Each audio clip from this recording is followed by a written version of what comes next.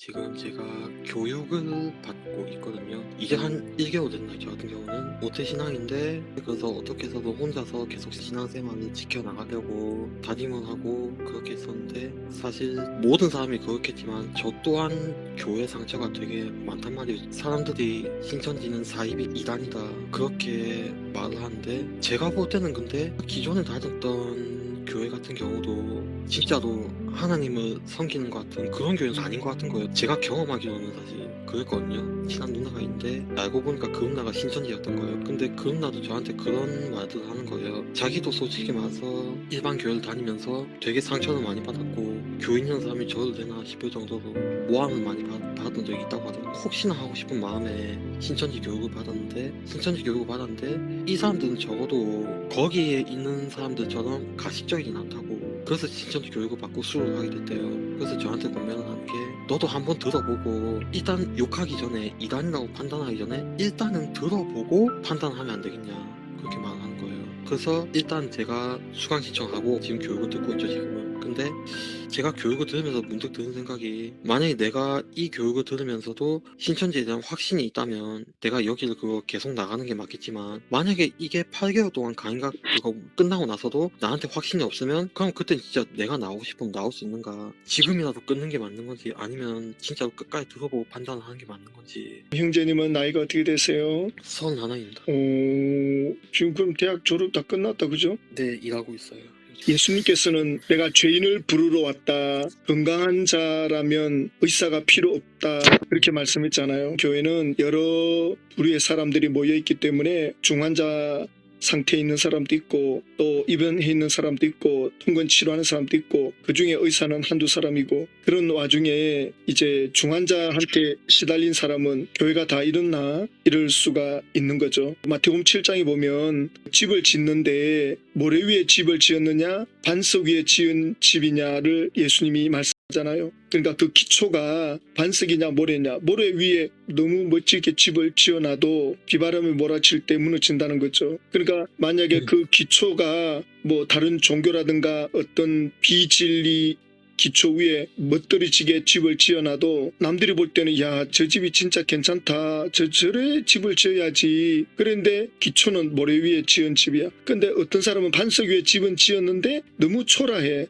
초가집같이 지어놨어. 뭐 이게 저게 무슨 집이냐. 그런데 중요한 거는 기초가 반석이기 때문에 나중에 풍파가 몰아쳤을 때 반석은 기초가 튼튼하기 때문에 괜찮다는 거죠. 그러니까 누구 기초 위에 집을 짓느냐는 거죠. 그 기초가 어떠냐에 따라서 건물을 10층, 20층, 100층까지 지을 수 있거든요. 기초가 튼튼하지 못하면 아무리 집을 잘 지어도 한계가 있는 거죠. 그러나 개신교는 기초가 예수님이기 때문에 목표가 어디까지 올라가느냐 하면 예수님 수준까지 올라가게 돼 있어요. 본인이 집을 제대로 안 지어서 그렇지, 본인이 집을 제대로 짓기만 하면 100층, 200층, 수백 층까지 지을 수 있는 기초 위에 집을 짓는 거라, 예수를 제대로 믿기만 하면 예수님을 닮아가는 수준으로 올라갈 수 있어요. 그러나 다른 종교는 기초가 전부 사람이란 말이에요. 불교나 유교는 전부 사람의 논리, 사람의 이성이나 사람의 깨달음을 기초로 하고 있고, 신천지 같은 경우는 조금만 더 들어보면 이만희 총회장의 가르침을 들어야 구원이고, 신천지로 와야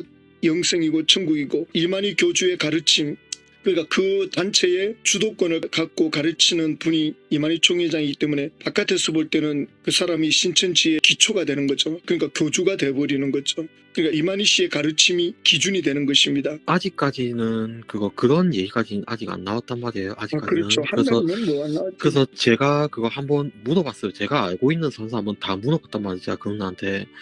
신천지는 결국에는 이반인을 구원자라고 오시지 않느냐. 사실 그 부분 자체가 잘못된 거 아니냐. 교육을 듣기 전에 제가 그거 말했던 건데, 이거는. 근데 그분은 하는 말이 무슨 소리냐. 우리가 어째서 사람을 섬기냐고. 우리가 그 사람은 그냥 성경을 가르치는 사람일 뿐이지, 그 사람이 예수님이고 그 사람이 구원자라는 말은 그건 말도 안 되는 모함이다. 일단 들어보고 판단해. 그런 말을 하는 거죠. 그러면 그 누나한테 온라인에 들어가면 요한계시록 1장 강의에서 이만희 총회장이 예수를 믿는 사람이라도 오늘날 개신교회를 다닌다 할지라도 계시록의 깨달음을 얻지 못하면 구원 못 받습니다. 영생 못 받습니다. 그 계시록의 깨달음이라고 하는 것은 본인이 가르쳐 주는 대로 믿고 깨닫는 걸 말하는 거거든요. 그러니까 그 기준이 본인의 가르침에 수긍하는 거예요. 그러니까 그 영상이 있다라고 누나한테 이야기해야 되죠. 네, 그래서 나중에 가면은 이만희 총회장이 진리고 생명이고 구원이라고 강사가 그렇게 가르쳐요. 예수님이 요한복음 14장 6절에 내가 곧 길이요 진리요 생명이 나로 맘지 않고 아버지께로 올 자가 없다 이랬는데, 똑같이 이만희 총회장도 내가 길이고 생명이고 내가 영생이다, 나로 맘지 않고는 천국 갈 길이 없다, 그렇게 딱 예수님하고 정반대되는 말씀을 하고 있죠. 그러면 개신교 입장에서 볼 때는 예수님과 180도 다른 입장을 취하고 있기 때문에 적그리스도가 될 수 있고, 예수님 입장에서 볼 때는 완전히 가짜죠. 예수 이름을 이용해가지고 그리스도 노릇, 구원자 노릇하는 걸로 보일 수밖에 없죠. 근데 아까 목사님 말했듯이 결국에는 내가 반석 위에 집을 제대로 짓지 못했기 때문에 어쩌면 지금 이런 고민을 하고 있는 걸 수도 있겠죠. 물론 목사님 말대로 사람을 기준으로 삼지 말고 예수님을 기준으로 삼아야 되는 게 맞는데, 근데 저 같은 경우는 진짜 기존의 교회에 대해서 학을 뗐거든요. 고등학교 때는 쭉 한 교회를 다녔고 대학교 올라와서는 교회를 한 4번 정도 옮긴 것 같아요. 예수님도 결국에는 잘난 아들 못난 아들 구분하면서 사랑을 주는구나, 나는 그렇게 생각한 거죠. 로마서 5장 8절에 우리가 아직 죄인 되었을 때에 예수님께서 우리를 위해 대신 죽으심으로 하나님께서 우리에 대한 사랑을 확증했다 그랬는데,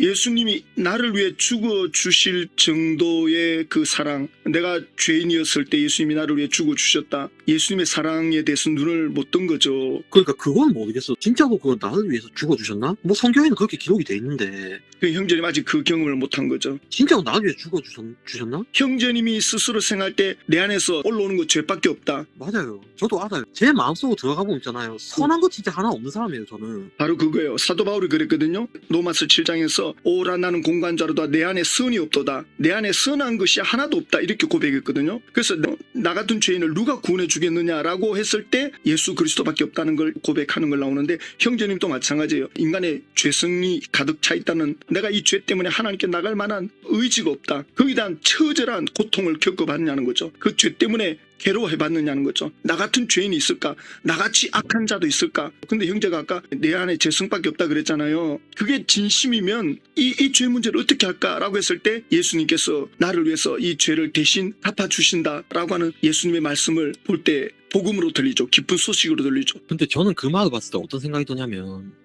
예수님 모든 인류를 위해서 십자가에 못 박혀 죽으셨다. 단 너는 빼고, 너 빼고 모두를 위해서. 빼고라는 성경이 어디에 있어요? 너는 빼고, 이거는 마귀가 하는 말이죠. 마귀는 항상 우리가 하나님의 사랑, 주님의 사랑에서 연결되지 못하도록, 그래 너는 은혜 받을 자격 없어, 너는 구원 받을 자격 없어, 너는 예수님의 그 은혜에 관계가 없는 자야, 이 마귀가 하는 소리죠. 그 마귀의 말을 왜 받아들이세요? 예수님 말씀은 받아들이지 않고. 그러니까 저는 실패작이라는 거죠. 저는 잘못 만들어진 존재라는 거죠. 그렇죠. 그거는 마귀가 주는 생각이죠. 성경 어디에 그런 말씀이 없고, 이게 들어오는 생각이 마귀로부터 오는 생각인지 내 생각인지 주님의 생각인지를 분별할 수 있는 이 능력을 키워야 되거든요. 그러려면 이제 하나님 말씀을 많이 이제 듣고 공부해야 되는데, 형제님은 굳이 하나님 안에 머물려고 하는 이유가 어디 있습니까? 하나님 안에 머무는 이유요. 예, 그냥 떠나버리지 왜 계속 이 교회 저 교회라도 그래 옮기면서 다니려고 하는 거나. 솔직한 심정은 살려고요. 내 힘은 도저히 이 세상을 살아갈 자신이 없어요. 살려고 믿은 거예요. 살려고 믿은 거예요. 그러니까 대인관계가 두려운가요? 아니면 개인의 어떤 사회생활의 능력에 결핍 있나요? 뭐 모든 게 다예요. 내가 이 세상을 살아가기는. 그러면 형제님은 술 담배 하나요? 해요. 형제님은 살고자 하는 마음이 있어서 이 교회 저 교회 찾아다녔던 그런 열심이 있었잖아요. 그러니까 그럼 결국 형제님이 그 고칠 의향이 있느냐는 거죠. 아니요, 고치고 싶지 않아요. 왜요? 왜 마음대로 살고 싶으세요? 내가 아무리 기도해도 내 기도 대코도 듣지 않으니까, 하나님은 한 번도 위로가 되는 적이 한 번도 없으니까 위로가 되는 거야. 술을 마시니까. 하나님 말씀 나한테 위로가 됐던 게 한 번도 없어요. 솔직히 말하면. 저 있잖아요. 저는 어떤 사람이었냐면 하나님 만나고 싶어서 서울까지 1년 갔다 온 사람이에요. 저는 대학교 때 시리아 난민들 의료봉사 때문에 의료 선교하러 거기서 성경 1독도 해봤고 내 안에 기쁨이 하나도 없는 거예요. 이 정도면 할 만큼 했다. 하나님 더 이상 나를 만나주지 않는다. 난 그래도 학생 때도 공부도 되게 열심히 했었고, 난 중학교 때 전교 1등도 해봤어요. 그때까지만 하더라도 내 위치에서 항상 최선을 다해야겠다. 그런 생각만 가지고 난 항상 살았었어요. 하나님은 나한테 응답을 해주냐? 안 해주더라고. 처음에 술, 담배를 하게 된 게 28살 때예요. 처음으로 술, 담배 하게 된 거예요. 한동안은 그래도 세상에 괴로운 건 있게 되긴 하더라고요. 형제님은 젊고 또 중학교 때 공부도 열심히 해본 그런 경험도 있고 하니까, 그러니까 술, 담배도 해봤잖아요. 형제님, 과거 때문에 형제님의 현재를 죽이지 마세요. 형제님의 과거는 이미 지나갔고 형제님에게는 이제 미래만 있기 때문에 왜 과거가 나를 오늘 죽이게 만들어요? 과거가 뭔데 지나간 건데 그러니까 형제님이 여기서 하나님 말씀을 붙잡지 않으면 형제님의 의지대로 살 수밖에 없어요. 내 기분, 내 감정, 내 형편 그동안 노력했던 과정에서 근데 아무런 그게 없었으니까. 다 해봤으니까 끝났다. 형제님 그래도 건강은 있지 않을까? 최소한 활동을 할 수 있지 않나요? 몸도 못 움직이면서 살려고 발버둥 치는 사람들한테 비하면 우리는 호강을 하고 있는 거거든요. 형제님은 공부도 많이 해본 경험도 있고 또 대학도 가본 경험이 있고 일동도 해본 경험도 있고 그렇기 때문에 좀 상처가 있고 아픔 때문에 현재를 죽일 필요는 없잖아요. 그러니까 형제님이 진짜 살 의욕이 있다면 내가 하나님 믿는다 할 때 하나님을 믿는다는 것이 뭔가에 대해서 다시 시작을 해야 되는 거죠. 하나님을 믿는다고 하는 거는 내 감정, 내 기분을 믿는 게 아니에요. 내 과거의 상처까지도 다 내려놓으라고 하잖아요. 그게 한 번은 위로가 된 적이 있었으면 저도 이런 말 안 하죠. 근데 아주 중요한 말이었어. 위로가 되면 좋은데 위로는 내 감정이잖아요. 내 기분, 내 감정. 그러니까 내 감정은 내 주체가 될 수가 없어요. 감정이 내 인생의 주인이 되면 안 된다는 거죠. 내 말은 내 기분이 나를 이끌어 가도록 해주면 안 된다. 아니 그래도 좀 사람이 위로가 있어야지. 위로가 있으면 좋지만 우리 인생이라는 게 내가 원하는 만큼 위로가 그렇게 마음대로 안 온다고요. 그럴 때 어떻게 하느냐. 감정보다는 진리에 입각하는 거죠. 그러니까 형제님 말씀 가운데 나는 정말 살려고 하는데 정말 너무 힘들다. 그러면 거기서 술, 담배를 의지해버리면 굉장히 어려워지거든요. 내가 갖고 있는 생각이 뭐냐면 그렇지. 하나님은 있어요. 분명히 있단 말이에요. 음, 그게 느껴져요. 난 사랑하지 않는 것 같아요. 내가 처음부터 그냥 아예 몰랐으면 근데 괜히 알아가지고 이런 거를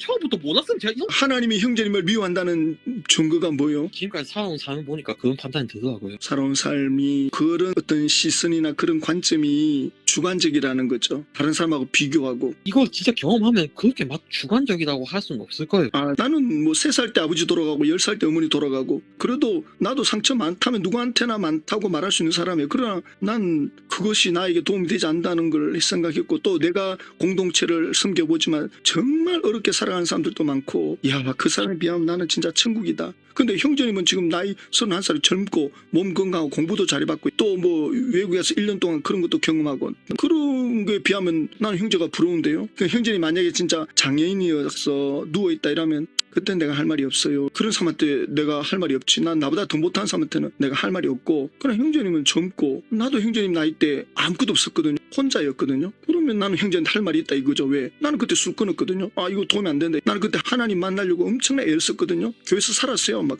눈치 주는 교회 있다면 안 가지. 근데 내가 교회 가서 새벽부터 저녁까지 있고 하니까 다들 좋아하더라고요. 새벽부터 교회 가가지고 어린애들 돌보 가니까. 그러니까 하나님이 나를 사랑하지 않는다, 위로가 없다 하는 거는 주관적이 될 수 있으니까 이제 그런 부분에서 어떻게 해야 되느냐. 믿음이라고 하는 거는 감정이 아니라는 걸 말씀드리고 싶은 거죠. 나이 31살 너무 좋아요. 지금도 안 늦었어요.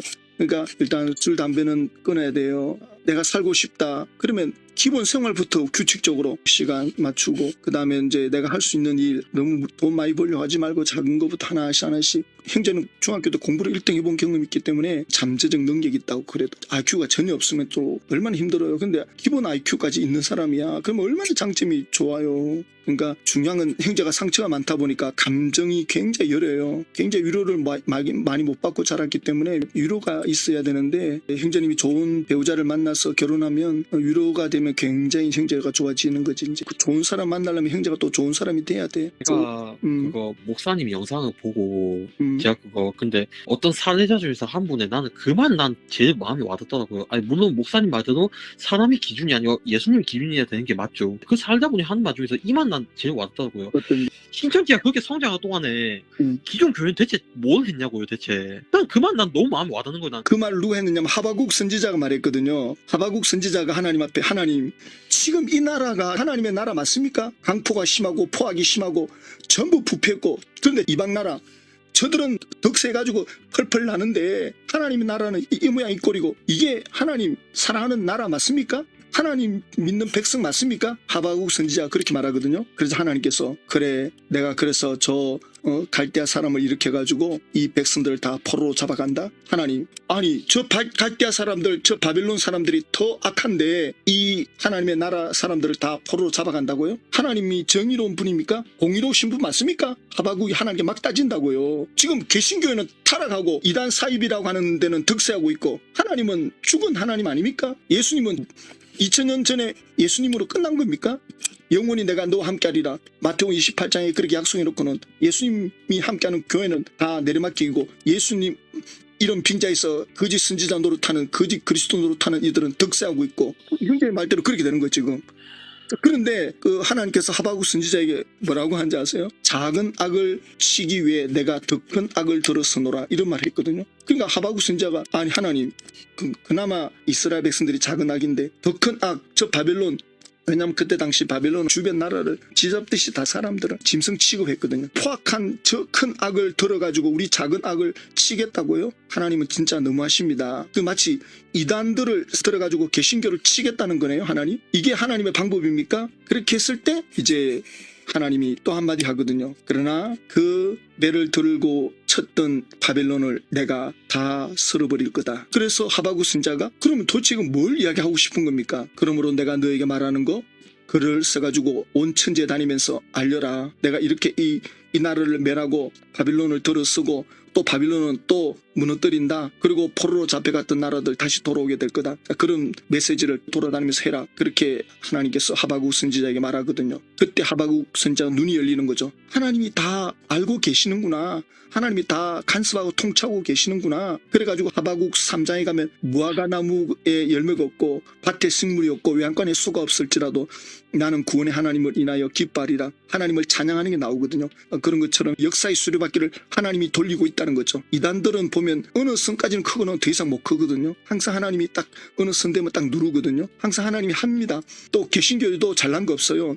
요번에 코로나로 인해서 개신교회도 정신을 많이 차리게 됐죠. 큰 교회만 되면 하나님이 사랑하고 작은 교회는 하나님이 사랑하는 것 같고 외형적인 거 가지고 판단하는 걸 다 무너뜨려버린 거죠. 저는 그래서 나는 내 자리에서 뭘 제대로 하고 있나. 형제가 그런 말 할 때 나는 할 말이 없어요. 그렇지만 하박국 선지자에게 하나님 말했던 거 보면 하나님은 역사의 수레바퀴를 돌리고 계시고 하나님은 하나님 주관으로 모든 걸 하신다.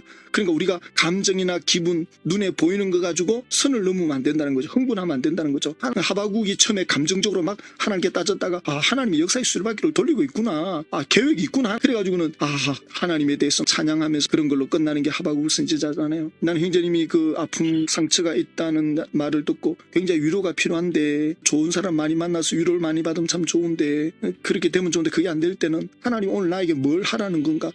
끝까지 견디는 자는 구원을 얻으리라. 그게 믿음이거든요. 그래서 하박국 선지자의 주제가 뭐냐면 의인은 믿음으로 살리라. 하나님이 그렇게 놔둘 때는 이유가 있다는 거죠. 그 이유가 있습니다. 형제님 조금만 그쪽에서 배우는 거 이쪽에서 배우는 거 그쪽 강의 듣고 이쪽 강의 듣고 비교해보면 금방 그 결론에 도달될 거예요. 의문이 생기면 또 전화 드려요.